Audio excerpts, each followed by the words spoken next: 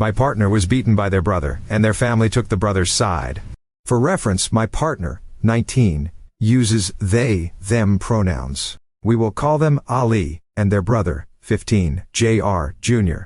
A bit of backstory. My partner comes from a rough home life, and their brother is incredibly mentally unstable for many reasons. Ali raised Jr. when their mom was getting drunk and sleeping with men, and while their dad was in jail trying to win back custody. Eventually, Ali and Jr. moved back in with their dad, and moved up to where they live now, which is in the same town as me. Jr. is intensely troubled.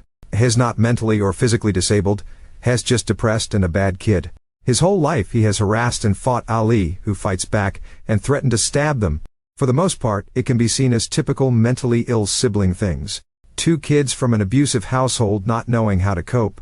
But for the most part, Jr. wasn't the worst kid until he moved to our current town. When Jr. moved here, he started getting more and more violent, cutting himself, beating up other kids, sleeping around, drinking and doing hard drugs, etc. This isn't to diminish his experiences, however Ali had been through much worse than Jr. ever had, and was still a good kid to the best of their ability. Jr. just used his mom's old behavior, which he barely remembered, as an excuse to hang out with shitty people and become a worse person.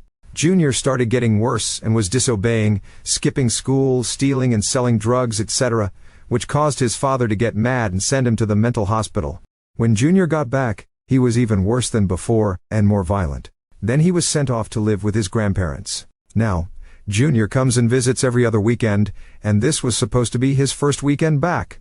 Ali and I had stayed up last night dyeing each other's hair, and they eventually went back home around midnight. When they got home, they noticed Jr. had stolen batteries from their Xbox controller, and stolen the back of the controller as well. Ali, obviously upset, went into his room and asked for their batteries back.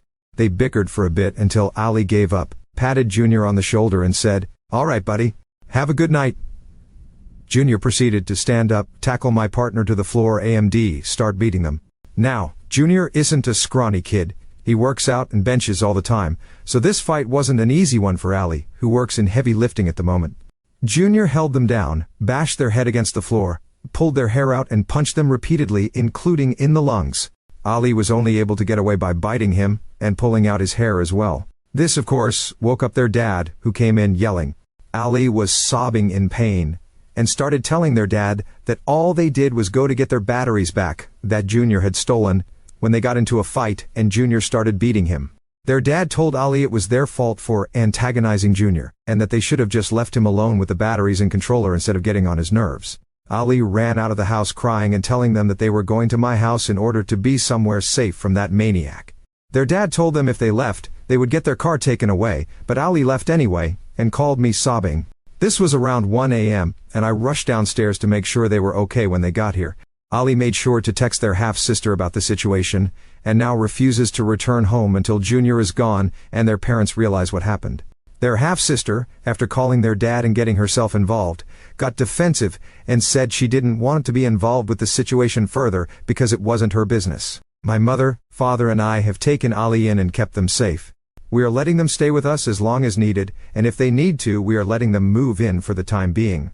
My parents love Ali and despise Jr. because of how Hess acted to me and to Ali, so they're totally willing and free to have them stay. But Alice's father, stepmom, and obviously Jr. are all against Ali, saying they were being dramatic over some batteries and a little fight.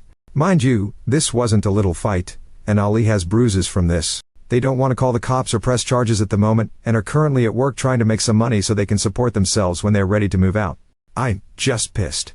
I'm venting this out because I have truthfully, in the 3 years I've known my partner, never seen them cry like I did last night. It tore me apart, it made me see red. I am disabled and can't drive, and therefore Jr. was lucky I didn't drive straight to his house with my fucking fists ready and the cops on speed dial. Their sobbing woke my mom and little brother up, who instantly came down to make sure they were okay. I've been pissed ever since it happened. Not our Ali, or course. I want the best for them and want them to be safe, but I'm pissed at Alice's parents and sister for their reaction to this. Jr. has been a bad kid and threw their dad under the bus after calling CPS claim he was being abused. He's not being abused, and caused so much stress in their father's life. Yet their dad still took his side in the end, even after witnessing his child sobbing in pain after getting beaten up. And for Alice's sister, I can only feel rage and anger at her for getting herself involved by calling her dad to get the information. only to say she didn't want to get involved any further and cut the situation out of her own life. This isn't a situation you can't just not involve yourself in.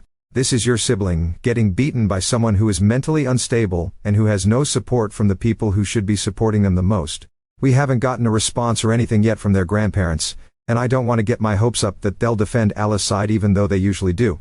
I am just so angry. I was seething with rage and sent Junior a message saying if I ever found out he laid hands on Ali like that again, he would be in for a new one. If their parents keep up the behavior of trying to punish Ali for this situation, I am going to be messaging them telling them Ali is an adult and can make their own decisions now, and that if they want their child to stay in their life they better get their shit together. Thank you for reading. I'm just so stressed right now. This happened in the midst of my grandmother dying, my work on the verge of firing me for personal reasons, and my dad's anniversary of passing coming up. It's all a lot for me to handle, and I needed to get this off my chest. Job hunting mental deterioration. I just feel a strong desire to write this to help get it off my chest. Forgive me for its length. I am a relatively young person. I guess I technically fall under the gens category, but I never really liked it when others group me into a generation rather than just seeing me as an individual. Anyways, I want to talk about my job hunting struggles. When I first left school years ago, I was completely delusional about the challenges of real life. I genuinely believed that the process was as simple as, just go and get a job, as people would often say. I don't know why. I suppose I was just a gullible person. Today, I don't think I could ever look at a person and say that. The job hunting process was always a struggle for me from the day I started doing it. It didn't take long for the illusion of, this is going to be easy, to fade away. I won't sugarcoat it and pretend like I was working hard initially either. I didn't, and still don't have tolerance towards struggle. When I realized what the job hunting process was really like, life started to become hell for me, mentally. I have a good relationship with my family, so I have talked about the subject with them many times. They can only give advice from their perspective though. It also doesn't help that my father is more of an optimist about life and I'm a pessimist. I can never understand his logic or reasoning behind thinking in certain ways. The ingrained beliefs from society about where I should be in life and such didn't help either. Although I have decent job of undoing them with time and maturity. I did have a job for 1 year and left due to a generally toxic work environment. It was your typical 9 to 5. The CEO of the company was some boomer who pretended to care about his employees, saying things like, we are all a family and things like that. I knew from the start, it was all rubbish. I won't go into too much detail, but I'll just say that I got tired of it and left. I live with my parents, so I didn't need the money to survive, but I still have a subconscious desire to eventually live on my own at some point in life. So I still needed to save up my own money, hence my continued hunt. The hunt has certainly been hell. I've sent out so many applications, with most of them being rejected or no response at all. I sometimes think, why am I even doing this, when I know another job won't make me happy? I learned from the last one how boring it is. Even when I do get an interview with an actual person, said HR person is completely unreliable. I once interviewed for an HR software company where me and the recruiter had a scheduled interview days in advance. When the day came, I was responsible and was the first to show up. The recruiter did not show up at all, backwards to what you would think, right? Without telling me anything. I had to email him directly and ask what happened. This was for a company whose specialty is HR, yet they can't even get their own HR right. I couldn't think anything else except, what the hell is going on with companies these days? I've only continued in the grind sending out applications via Indeed, LinkedIn, ZipRecruiter, etc. I absolutely despise these platforms, but I have no idea how else to find a job. It makes feel so stupid, like I can't do something as simple as finding a job. Yet I know in myself that there is nothing simple about it in reality. I have no other goals in life, the job is all that matters to me. So it causes me great distress when things are so hard in this. It also makes feel helpless when things like the economy and many other things outside of my control influence whether I get what I want or not so much. It's gotten so bad to the point where I just feel like I hate my life and want to end it. But I'm always too much of a coward to actually carry it out. I would say that this goal of finding a job has evolved into an obsession, and is taking my mental health into decline. When I was 18, I felt like I had a bright future ahead of me. Now I just feel like a total loser and totally hopeless about it. I've lost my faith in God after my prayers did nothing to help my situation. I wouldn't say I'm an atheist. I'm just disappointed. I have days where I just wake up and just do nothing, because nothing I do matters. I can't talk to my parents about this problem anymore because they just don't understand. And even if they did, there is not much they could do about it anyway. I even started to hate and blame America for all my problems, despite never having done this in the past. I often think to myself, what am I becoming as an adult now? Instead of making progress like I should, I just feel stuck in life, unable to move forward. I'm tired of walking around my neighborhood and having people ask what I'm doing with my life, only to have nothing else to say but being a loser. I hope this hard time in my life will end. Even if this problem is just replaced by another one, just please have this one end. In my grief, I at least wanted to know the reason for my suffering. So naturally, I went to the internet to try to find what is going on. I came across many YT channels of people talking about problems similar to what I have been facing. The reason they usually give is that we are in some kind of silent recession. I am aware that there is a lot of nonsense on the internet and am not sure of the truth of this theory. All I know is there has to be something going on because I'm pretty sure finding work isn't supposed to be this challenging. Or maybe it is easy, and I'm just stupid. Some would mention networking as a method to making things easier, but that doesn't mean much to someone who simply doesn't have a network, and it isn't as simple as just going and building one. Overall, I would say this challenge in my life has done a number on me mentally, and I can only hope that things will improve. Thanks for taking the time to read this. I just needed to get it all off my chest. And if anybody else is going through this or similar, feel free to message me directly. I can't guarantee I will respond, but pain shared is pain halved, right? I feel like my life has been stolen and moved into a nursing home by my husband. I feel like my life has been stolen from me by my husband, and I'm too weak to leave. I'm 42, female, married to male 51, and we've been together 9 years. He's gained a lot of weight in our time together. You can read my previous posts regarding that, putting him anywhere between 330 to 360 pounds. He also is addicted to food and marijuana. I once saw him so stoned and hungry that he ate food out of the garbage. He gets so stoned that his balance becomes an issue, his speech is slurred, and he is basically catatonic at times. I've given up on mentioning the smell because he gets defensive and I simply don't have the energy to fight it any longer. The entire dining and kitchen area reeks of smoke and weed. If I Lysol or Febreze the area, he acts offended. We have the most gorgeous Seasons room off of the dining room that I'm not able to enjoy because he's almost always out there smoking. The interesting thing about it is that he takes great care to not offend our neighbors by smoking outside, but he will offend me. And we live in a house with room between us. Our backyards is a woods, for Christ's sake. Due to his weight, he's developed a plethora of medical issues as well, and I basically feel like I'm living in a nursing home. He needs benches all over the house to sit down, a bench at the end of the bed, a bench chair in the shower, a bench when you first enter the house, benches everywhere for him to sit. Our house isn't big. It's 1,300 sq feet. He asks me to help him dig out ingrown toenails from his lack of care. He has trouble climbing stairs. He can't even walk to the end of our street without complaining that there's no benches when I just want to go on a nice walk. He now wants a cane. He's 51. His foot odor is repugnant, and I've told him before that I think he needs to see a specialist. I paid for a brand new, very expensive mattress for us last year, thinking it would be a good investment on our sleep health. He didn't contribute. Fine. But over the holidays last year, he consumed everything he possibly could that had even a speck of marijuana in it, and completely binged on sugar, liquid cheese, and meat one night. I told him to stop, that he was going to be sick. He ate a gallon freezer bag full of sugar homemade Christmas candy. We went to bed that night and he was moaning and groaning, so I left to sleep in the guest room.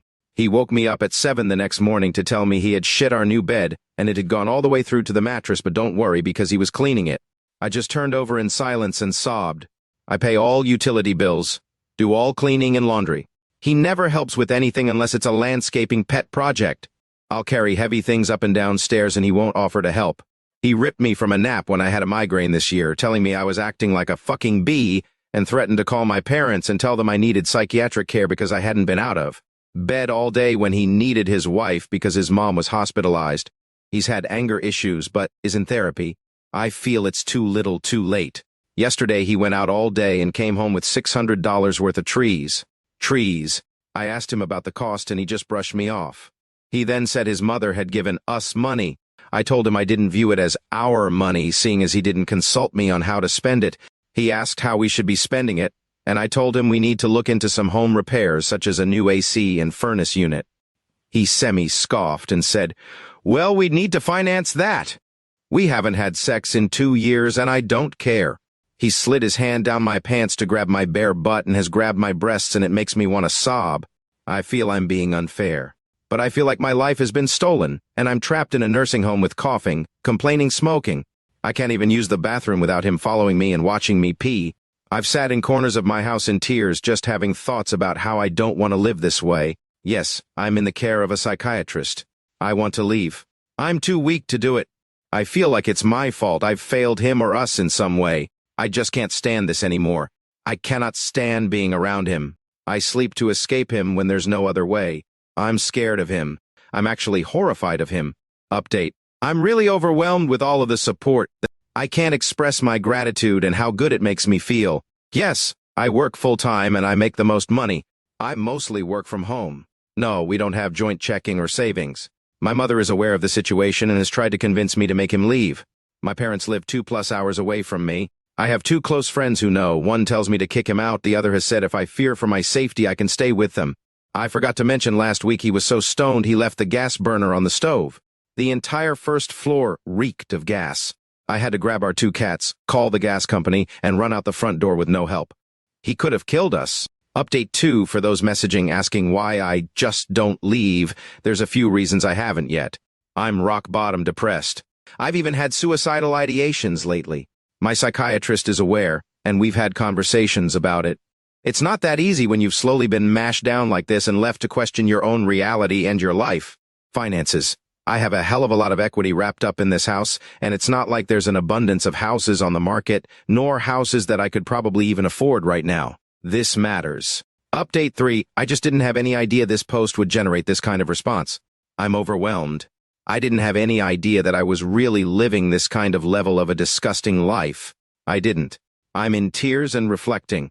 I'm likely going to take a few weeks off of work to stay with my parents, take a trip by myself, and do some serious thinking. I really am thankful for the kindness. I just didn't realize. This response was a wake-up call.